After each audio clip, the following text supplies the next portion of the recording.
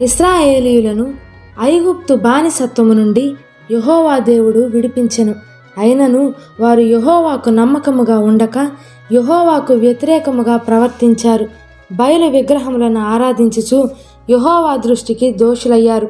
అందుచేత యెహోవా వారిని 7 ఏండ్లు మిద్యానీయుల చేతికి అప్పగించెను. మిద్యానీయుల యొక్క భయంకర ఉగ్రతను తట్టుకోలేకపోయిన ఇశ్రాయేలీయులు మిద్యానీయుల ఎదుట నిలవలేక కొండలలో ఉన్న వాగులను, గుహలను, దుర్గములను తమకు సిద్ధపరచుకొని భయంగా జీవిస్తూ ఉన్నారు.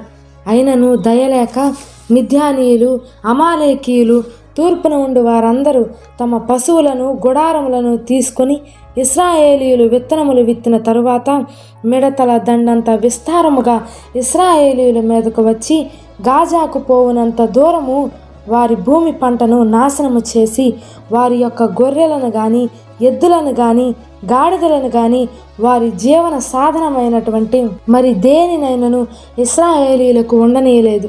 మిద్యానీయుల యొక్క ఉగ్రతను తట్టుకోలేకపోయిన ఇశ్రాయేలీయులు మిక్కిలి హీన స్థితిలో యెహోవాకు మొరపెట్టుకున్నారు.